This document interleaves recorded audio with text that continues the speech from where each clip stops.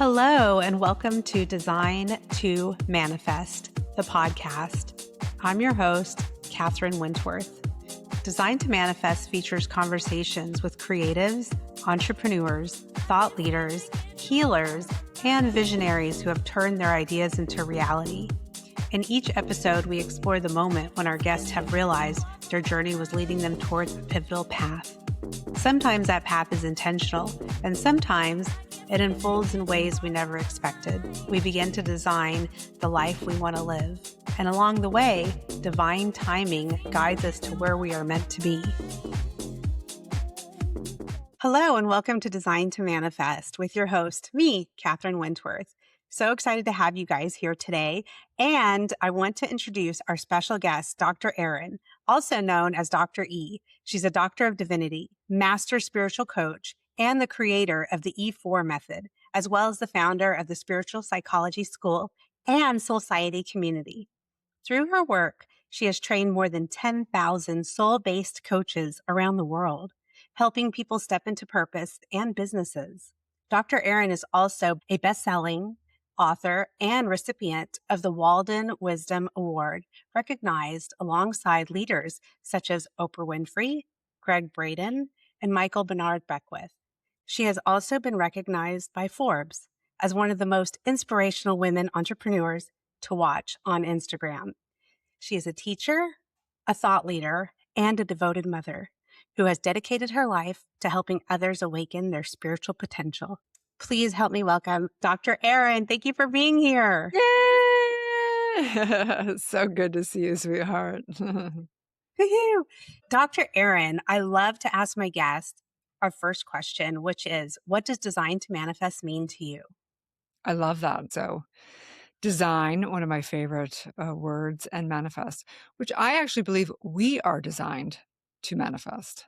The way the creator, the true, our highest self, the way we're created is we are manifestors 24/7. It's not like we're ever not manifesting. The way that we're designed of how source 0 point field is at the center of every single cell and molecule.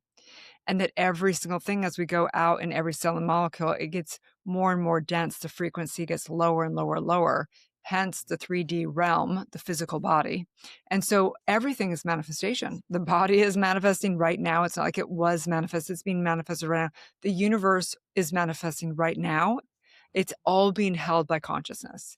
So we are designed to manifest because that's all we do is manifest. And we are the manifestation. Mic drop. So when you were a little girl and you were growing up, did you say to yourself, I want to be a Doctor of Divinity. I want to help all these people. How did this manifestation of what you do today become? Sure.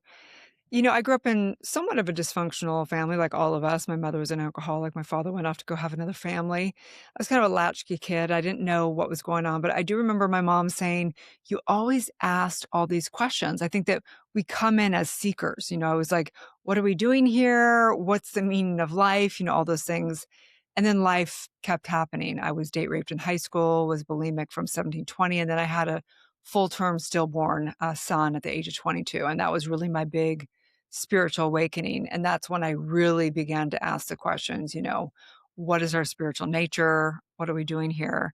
You know, when you look down at your, you know, dead baby and the body's there, but the spirit's not there, you realize we're not these bodies. So like, what are we actually doing? And so it wasn't really a desire to help others. It was really to help myself and to figure out, you know, how I was ever going to feel whole inside. And then as Joseph Campbell said, you know, the student becomes the teacher. It wasn't, I mean, it was a long time ago. It wasn't like today where manifesting's all over. And I had no idea. I didn't even know what, I mean, if you had told me I was going to be a doctor of divinity, I would have laughed at you. I would have never thought in a million years, you know. On your journey to becoming a Doctor of Divinity, what I'm hearing is that there was a lot of you seeking and figuring out as you went how to heal or how to get through the challenges that you were going through.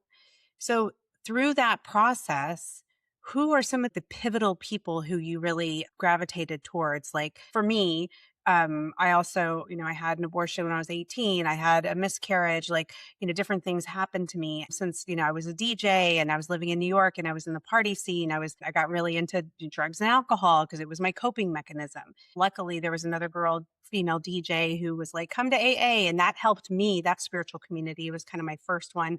And then, things opened up, and Byron Katie and all the spiritual teachers and all the people like helped to grow my spiritual practice. So for Mhm. you, like, what was kind of the first, maybe Sure. the yoga? What was it? Yeah, I mean, I began to read books. I didn't have a lot of money, so I was trying to heal all my stuff with no therapy. I didn't have the money for that. So I read a lot of books, and I actually went to Landmark Forum in 1999 was one of the first ones. I began to just seek, I wanted something a little bit deeper. It was like I loved it, but there was something more. And of course, I read all the books, not knowing that it was the New Thought Wisdom. All the books from Louise Hay House, Wayne Dyer, all the classics. Then began, of course, Deepak Chopra and Oprah came along and all that stuff. Meanwhile, I got all my 9 shaman rights, not with medicines, but and just pure 9 rights in shamanism. And then I found what's called Science of Mind. It has nothing to do with Scientology. It's Science of Mind, which was Ernest Holmes and Unity centers and things. When I found that, it all started making sense. And I had a couple mentors that I found along the way. One of which became almost like a grandpa to me. He was a great metaphysician and he taught me all kinds of great magical, mystical stuff. Anyway, I know that he was here to pass the wisdom on to me because he transitioned and died 3 years after I met him. And so then I became a practitioner, a minister, and a doctor of divinity, all in what's called New Thought Wisdom, which is really understanding how our subconscious mind is one with the super consciousness and how we're manifesting and everything. And then I advanced the movement along a lot through physics, through science, through understanding 0 point field, and then layering it on with all the breath work and understanding how we're creating through the process and developing the E4 method, which is current life regressions, past life regressions, and flipping the process for future time compressing. So a lot of this is deep spiritual healing work. So everything we teach is universal law, and there's only one law. You could call it the law of one. Really what it is it's the cause and effect. And the cause is consciousness or spirit or God source, whichever you want to call it. And the effect is all of life. So neuroscience is really about, the neurological system or neurological programming of the voice is word, spoken word, but everything's coming from consciousness. So your neurological system, the effects of all of life, there's always one cause. It's source. It's your true self. It's whatever you've decided and commanded. The metaphor I love to use that helps really people understand also is there's a few metaphors. One is the magic lantern. We all heard that story where, some guy stumbles into the cave, he finds the magic lantern, he starts trying to get the dust off the magic lantern. And what happens? Poof, the genie comes out and the genie says, your wish is my command. And you get 3 wishes, right? But what we didn't hear in that story is that your wish is my command, positive or negative. So all of our limitations are manifestations also. All of the bad things that happen are the manifestation as well, meaning it doesn't mean anything's good or bad in the universe, that everything comes from word. Everything's created from word. The Bible speaks about this, everything. And why word? Because word is consciousness creating the frequency and vibration that is the language of the soul, that is the language of the universe. Okay, so there's that one metaphor. Another metaphor I love to use of how we create, right? It's kind of like the sun. If the sun's above you and it's cloudy, it's actually cloudy out, which is really unusual for South Florida right now. But if there's clouds out there, the sun's still shining, regardless if the clouds are out there. But all the clouds kind of represent, you feel kind of divided, alone, and what down here, right? It represents your limited beliefs and your false identity. So everything creating is creating from within. Imagine there's this pure source like the sun trying to come through, but all of our limited beliefs, all of our false identity, everything in our subconscious mind is kind of like a filter that we were manifesting, but we feel like, why am I not creating what I want to create? Why am I keep creating dysfunctional relationships? Why am I not creating abundance? It's because it's going through the filter of those clouds. And those clouds are the limited beliefs, the stuck energetics, and everything that we come into, which is the epigenetics, the ancestral traumas, everything. And so all of our work is really to clear out that so that we can manifest, easily and in flow state. So what point in your career and your path and your journey did you realize this has healed me? This is what, it is healing me because it's a, constant process we're all on. And when was the point when you were like, okay, I want to do this for other people. I want this to be a business. I want this to be my career. 2008, when the last, big, huge economical downturn. And as we see everything, we can see it as a terrible thing or we can see it as a beautiful thing. And when that happened, I had been doing other things for work. And I realized, look, if everything's kind of being destroyed, I might as well do what I actually want to do full time. So I kind of was like, okay, I'm going to take this pause in the economy and I'm going to devote myself to this work at a whole other level. That's when I became a Doctor of Divinity and things, right? So I was like, I don't know how this is going to happen. I don't know how I'm going to get clients, but I know this is this is my obsession. Like had such a love for work, love for the transformational work, love for the spiritual awakening work. And I just think that no one ever knows how. I remember you telling a story of how you wanted to be a millionaire and you were a single mom, you were working. I don't know. Can you just kind of tell that story? Yeah, And my son was young. After I had the full-term stillborn, I actually got pregnant a month to the day with my son, who now is 30. And I remember I was waiting tables at night. I was doing some real estate stuff during the day. And I just remember I could barely put food on the table for my son. Like I literally would go and find those dollar per things of pasta. So I'd buy like 10 little pasta things for $10 so that my son and I could eat. But I remember just thinking, I'm going to be a millionaire. I don't know how, but I know there was something in me that just knew that I was here to do great things. And at that point in time, right, all of our culture teaches us money will solve all problems. And it is nice to have money. There's no question about it. But I just thought that if I became a millionaire, all my problems would be solved. And it happened. I remember it was like right when I was around 30 years old. I remember I officially was a millionaire. And I remember at that day thinking, why do I still feel like I'm living in such lack? And I realized money will never make you feel rich. It will never have you have the mindset of prosperity. So I realized I have a lot more work to do on this girl's mindset to actually become someone who lives a rich life. this was before you decided to deep dive I into was the already doing all the spiritual work. It was like I had 2 lives, you know what I mean? I literally had a walk-in closet. I was literally in the closet with my spirituality, and I'd go inside that walk-in closet, and I'd go meditate for hours. I'd wake up at, like, 4 o'clock in the morning and go do all my work, and then I had my regular life, right? Like, I'd do all my regular life around regular culture, all, alcohol-driven and just typical American culture. And it wasn't until I surrendered around 2008, and I realized, like, I have to do this. This is my main gig. So previous to you dedicating your life to this spiritual work, you were living a double life in that you were doing real estate and a very 3D kind of life. And Very then you, 3D. Almost lost everything to my name. I had no money again, and it was like, "Okay, well, if I'm gonna build something again, I might as well build something that I wanna build." right. When you decided to make that shift, for how many years was it, or what was the path like until you were like, okay, this is a viable business. I can do Yeah, it this. was a long time. It was a really long time, and I know that anyone out there, especially because I work with a lot of coaches, and they're like, "Am I crazy?" "Am I whatever?" And it's not that you need to take as long as me because it took a long time. It's really only been a little over 15 years that I've actually been greatly monetizing my business, okay? It took a lot of years before that. And what I always call it, I call it myself, I was a Delulu coach, as I name it, because I had the love of the concept of coaching. I would do everything to stay busy doing my inner work, right? And I would actually I'd create things online, I'd shuffle papers around, I'd take the next course, but I would not actually ever serve the client. serve the client, get them great transformation, get results in the business, tangible, actions that result to something.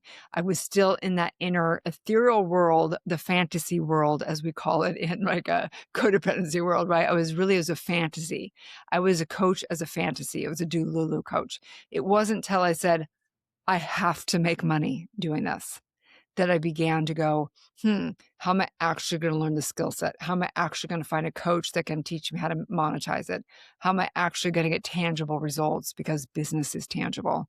So I went from being a Delulu coach to actually beginning to have successful. And I can tell you exactly what happened in that. Yeah, I would love to hear. Yeah. I mean, well, so what happened was I believe that if you serve people, whether you do pro bonos or whether you do whatever, if you get in there and actually do the work, that source can create the magic. So what happened was I started having referrals, actually this is kind of random because I developed E4 method, and it was so profound. I literally would just do it on my friends, like because we would do like saunas and we'd be purifying, and I would start coaching people. And they would get such profound results that they literally would refer.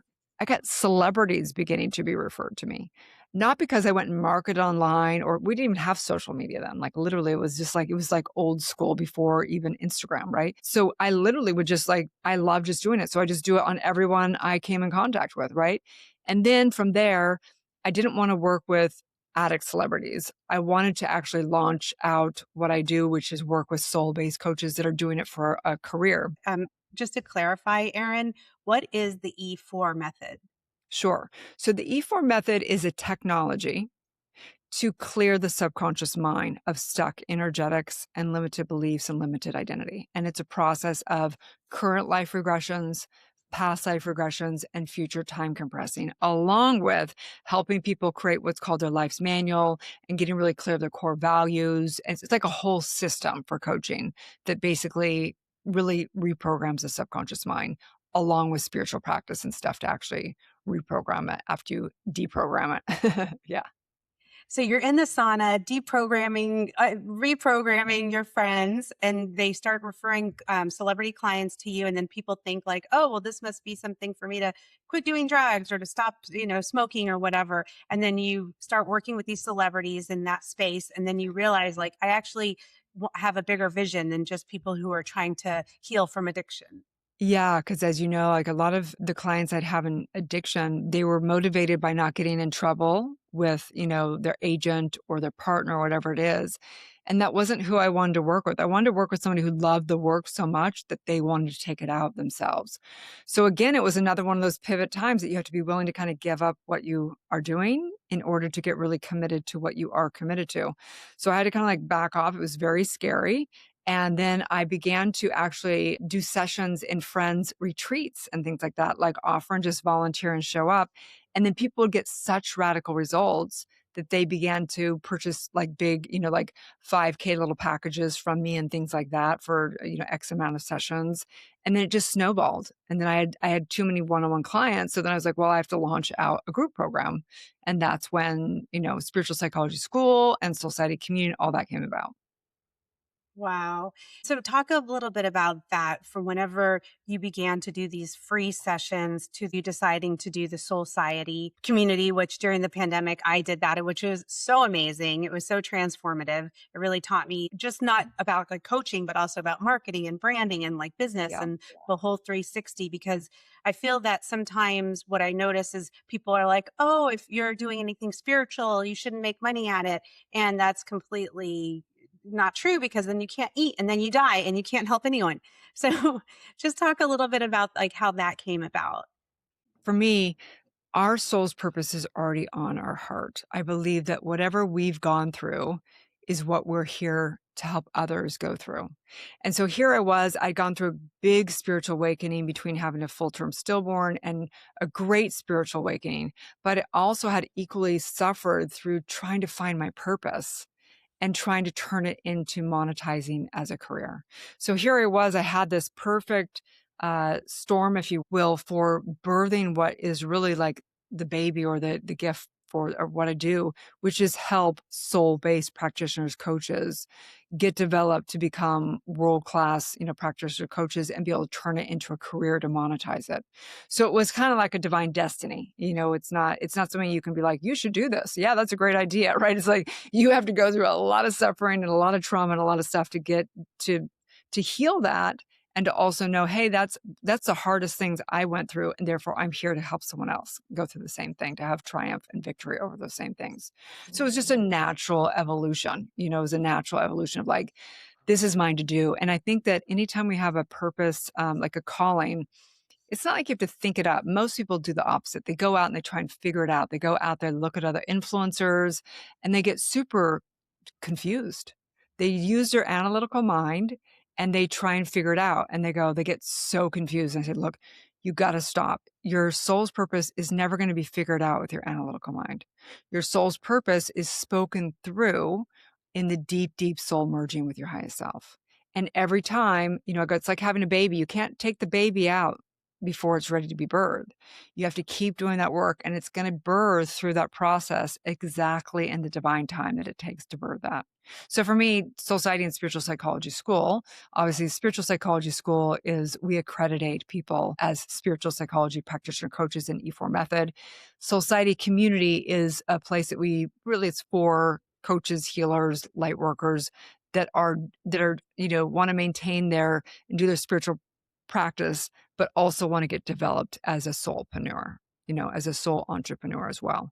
So yeah, it's just a natural thing. On this journey of creating these two schools, essentially, well, one's a community and one's a school, Yeah. would you say? Yes. So with your school, how did you get accredited? Like, I know you shared a little bit about that, but where did you go? I'm a minister. I'm a spiritual practitioner, a minister, and a doctor of divinity. I did that through Emerson, which is the same as, say, Michael Bernard Beckwith, or I don't think people know, but Louise Hay was a doctor of divinity. She was a Wow. minister and a doctor of divinity in the same lineage that I'm in. So the lineage used to be called religious science, but they changed it because they didn't want to be affiliated with Scientology, because they're not. So they changed it to what's called Centers for Spiritual Living. And Emerson Theological is a place where they all kind of link in through for the certification. So that's where I got certified. My school is certified with ICF and CPD, and we affiliate with Emerson as well. ICF is International Coach Federation, and CPD is it's like as alternative as you can get an education that is organized, if you will, in Europe.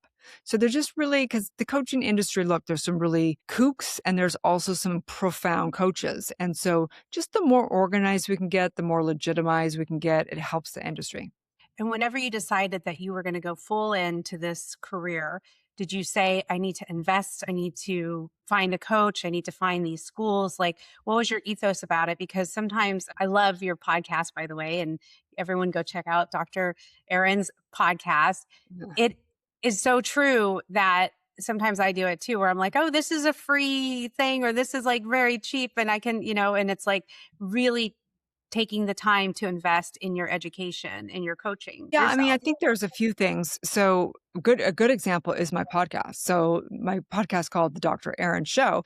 And when I was going to launch my podcast, I thought, well, I'd like to have a successful podcast and I think I can deliver good content, but I don't know how to market a podcast. So I thought, well, I can do it myself and I can save money and blah, blah, blah, or I can hire somebody, right? So I invested $5K with a coach. And within 30 days of that program, we were able to SEO it and get it ranked in the top 1% as a spiritual podcast. So you have to think about investment from a business perspective. So the cost of that asset, of the return on investment, ROI, or the cost of inaction, which means the cost of not making that investment. So if I invest 5K in a podcast and just think of how many clients have come out of that podcast, that investment of 5K has been probably one of the best investments. Okay. Outdone the stock market by massive amounts. Okay. Versus if I hadn't made that investment, who knows? Maybe I could have got it marketed. Maybe it would have taken a lot of time. Maybe it would have taken 2 years. Maybe I wouldn't have, we don't know. But So you really have to think of investments as ROI. What's the return on it? And there's some things that don't get return in money. For example, doing your inner work may not equivalent. You can't really go, well, I made, 5K a month after that. Not necessarily. Yeah, you had to learn the business stuff, but you wouldn't have been able to implement the business stuff if you hadn't done the mindset work. So it's still something that is valuable and that you can measure it in money, but you also have to know that that may need to be in accordance with something else. And that's why we do both. That's why we have both the inner work and the business work so that we can have an ROI, meaning return on investment. We guarantee the return that whatever you've invested in programs, you will, if you implement what we coach you to do, you will get back what your investment is. And if you don't, then you have us for life until you do. Something that's so special about you and me is that I am a DJ, I'm a creative, I am somebody who really loves all the things that come along with being an artist and creativity and people and all of those parts of me. And my parents were entrepreneurs, they had many businesses. So growing up, I had that entrepreneurial mindset. And I understood early on that, DJing and playing music was fun, but if I wasn't making money at it, it was just a hobby. And I think something really special with you is that you come from the real estate background. And so you understand business and, Well, let me living get on it this. straight. Yeah. Neither of my parents were entrepreneurs. My mom didn't work, or she worked literally, she was a secretary at one point in time. My father was a naturopath doctor, but he did not know how to run a business. So I don't know what happened. I was born this way, by the way. I just had that innovation in me. And I'm a true believer that people have to get real with themselves. Not everybody's cut out for this. And that's one reason why we're actually having people begin to coach within the school and rise up, because not everybody's cut out to do all the marketing, do sales, do everything. So I think it's really about looking at your human design also, and looking at who you are and taking personality tests and realizing, getting real with yourself. Am I somebody who wants to juggle 100 balls? Some people thrive in that and some people don't. If you are somebody that needs a job, that means you like to do one thing and keep it simple. The issue is now with AI and technology, all the jobs are going to go away. So everybody's going to have to become an entrepreneur because life demands growth. So if you're Right. not growing, you're dying. And it's not going to be comfortable, because we're not here to be comfortable. We're here to grow. So my suggestion, anyone listening in, whether you work with Kat or whether you come from me, whatever it is, whoever it is, you better find a mentor that's having success in their business and get on it, because it's going to get super hard. Every year, exponentially is going to be super hard to get into any marketplace. Just to clarify, it's so interesting that you as a coach, you as a spiritual person, that you were able to understand early on that you have to have the business part of this. I see a lot of artists, a lot of DJs, a lot of like musicians, a lot of people who are creatives, who have these great ideas, coaches, and they just never monetize it. So it's amazing that Soul Society, I feel like that is really the space where you teach these coaches how to monetize their business. And then the other school, can you just explain to like what's the purpose and the focus of that Sure. school? I mean, spiritual psychology is really about accrediting them in the coaching mastery. Spiritual psychology school, the intention and what that school is to really develop and train and accreditate the coaches in being really good coaches in spiritual psychology coaching and an E4 method. So they can actually get radical, extraordinary results for their clients. It's very specific in practitioner and coaching. Society community is more for anybody. They could have a spiritual candle business, right? They could have like whatever business it is, they can come in and understand the inner work to get their mind right, understand universal law, understand how they're going to manifest all of it, and get the business stuff. But that's really more of a generality for a soul-based entrepreneur, light worker, healer, whatever it is they do, versus spiritual psychology school is specifically training people in specific methods, right? Which is the SPPC and the E4 method. Amazing. So clear, Erin, and love it. So what do you have on the horizon for 2026? What are you manifesting? What are you designing to manifest? Yeah. I mean, the biggest thing I'm manifesting right now is loving my day. I get up early, before sunrise, and I love to do some breath work. I go down to the beach, go barefoot, jog, run in the ocean. That's why I'm back in Florida because I can be outside because I'm like cold if it's under 75. I'm really on a longevity kick, not for living a long time, but rather for being in the highest frequency and vibration right now.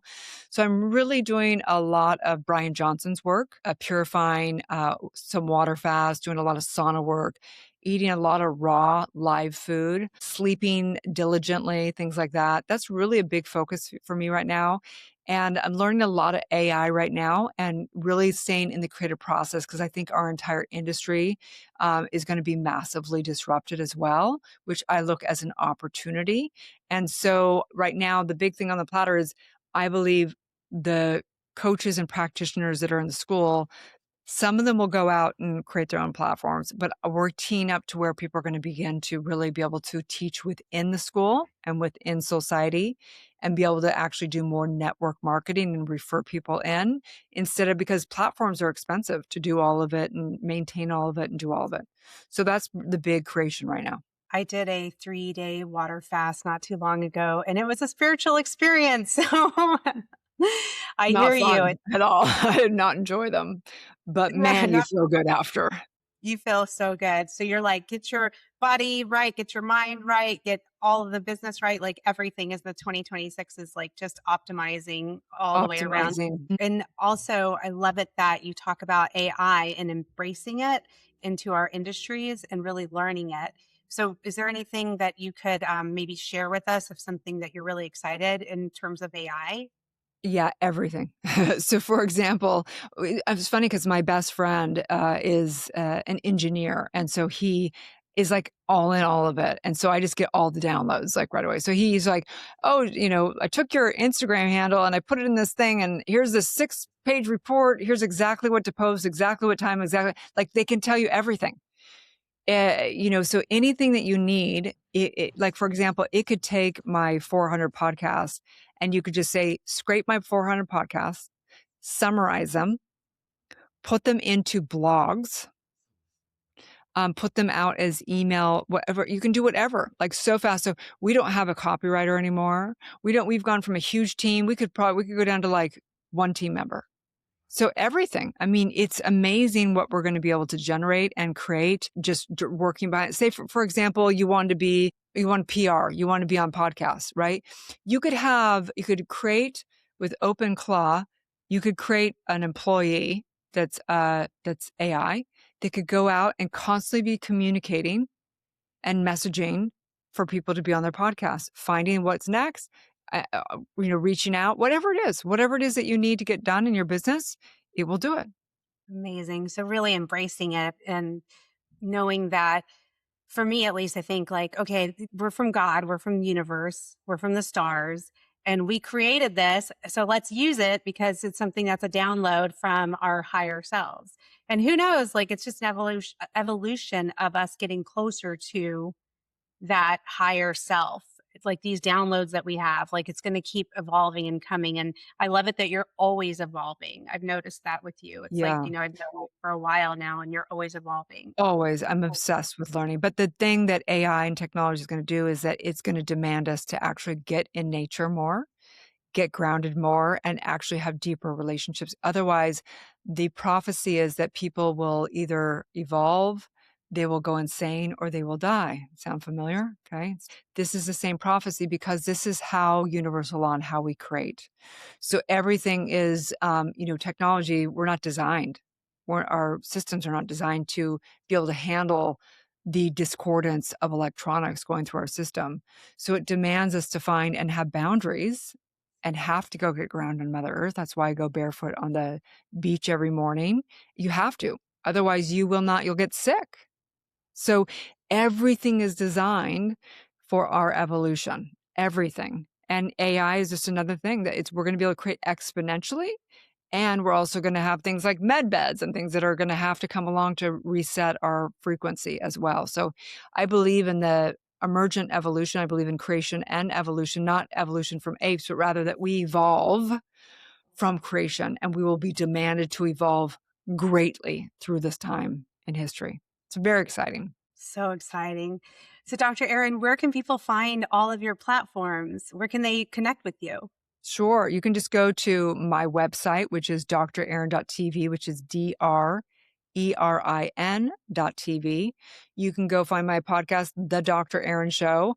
I'm actually taking call-ins right now. It's really fun. I've been doing all kinds of things on my podcast, but I've always loved doing call-ins. So we're doing little breakthrough sessions on the podcast. And you can find me across social media. Usually Erin Fall Haskell is my full name. Spiritual Psychology School, soulsociety.com, all those good things. Amazing. And we're going to close, but before we close, I just want to ask you, what is one or two things that people can do today to start designing a life they want to manifest? Sure. The biggest thing is to recognize there's a problem, right? Most people justify, well, I get overwhelmed because this, or it's not that great because of that, and they justify everything. I think the big thing is to write down one thing that you do want to create in your life. And maybe it's that I have no idea. I just want to create clarity of knowing what my soul's purpose is. Well, that's one thing. Now we can ask the universe, what is my one soul calling, right? Whatever it is that you desire, you need to write it down, the one thing, not 1,000 things, but one thing, and then take action on that one thing and complete that one cycle. Maybe it's that you want to heal, all the trauma from your ex, and do that one thing, take action around it, and complete that one cycle. And when you have one success, then you begin to build your trust and your integrity, and you can start doing the next thing. Maybe say, hey, I want to start eating better. Well, then go into your kitchen and throw out all junk food today. It's your one thing. Take bold action around one thing. And then every day, take one bold action towards become the highest version of yourself. And so it is. And so it is. That's right.